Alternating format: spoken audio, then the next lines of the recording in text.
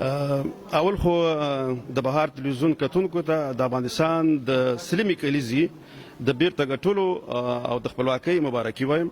داسې پروګرامونه چې موږ جوړو په دې کې اکثره موږ خپل نوي نسل ته چې هغه په اروپا یا په نورو هیوادونو کې رالوی کیږي هغه ته د خپل کلتور او د دې ورځ اهمیت ورخیو چې خپلواکي یعنی څه او موږ څنګه زموږ مشرانو د خپلواکي څنګه لاس راوړې وکنه. نو موږ ته د دې د تاریخ او په دې باندې دلته په دې پروګرامونو کې اکثره خبرې کیږي. نو خپل زموږ د نوي نسل د افغانستان د تاریخ او د آزادۍ او د خپلواکۍ ورځ نم خبرېږي. محبوب فرعی هستم، در وایل زندگی میکنم و مسئول یا رئیس اتحادیه افغان دانمارک دوستی افغان دانمارک در شهر وایل هستم. بسیار عالی. بسیار عالی. فرعی صاحب تشکر که شما با این مسئولیتی که داشتین وقتتون با ما گذاشتین. میخوایم که خلاصه بگوین که آزادی یعنی چی؟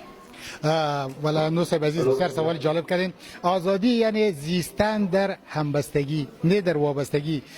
آزادی یعنی به حساب ما زندگی کنیم در یک جامعه واقعی نه در یک جامعه ارزشی. آزادی که یعنی ما هستم خودت هستی. من کاری را که خوب است به خود میکنم همین تو کار خوبی که خودت میکنی. و یکی از جالبترین جملاتی که از زبان دانمارکی از سایکولوژی شما که در محفل امروز تشریف آوردین، این محفل چی است و به خاطر چی برگزار شد؟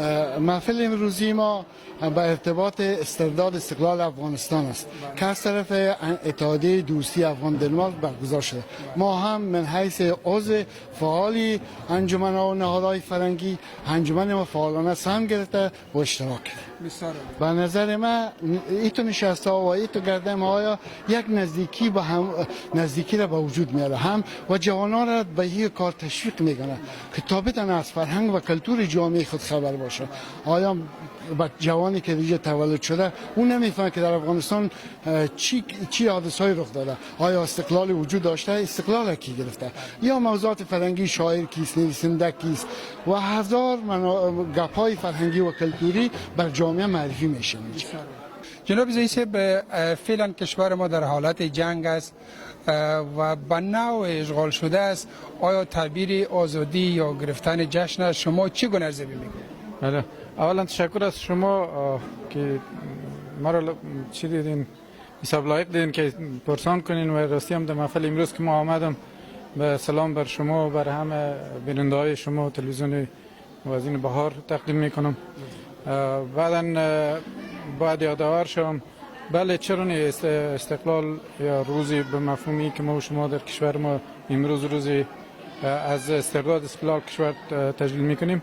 استقلال بر ما و شما یک مفهوم است و این مفهوم باید به نسل جوان ما که در دیار غربت زندگی میکنیم باید انتقال بدیم و جوانان خود بر روی آزادی و بر روی وطن دوستی او را آماده و تربیت کنیم، خصوصا کسایی که در خارج از کشور ما و شما هستند. به این خاطر لازم است میفهمیم واقعا کشور ما و شما نه از لحاظ اقتصادی، از لحاظ اجتماعی، حتی از لحاظ فرهنگی ما زیر تهاجم هستیم و آزادی امنیتی از هر لحاظ ما زیر تهاجم هستیم و آزادی و استقلالی که باید داشته باشیم نداریم. ولی نمیشه که دست بالای دست بمانیم و بشینیم و همه چیزا رو سر ما تحمیل کرده برن. باید برای نسل جوان خود انتقال بدیم مفهوم آزادی را و مفهوم وطن دوستی را و مفهوم استقلال. عزت امتحانیوم لور امت به خوشحالخانیوم ننگ ناموس ار افغانیوم ز آزاد افغانستانیوم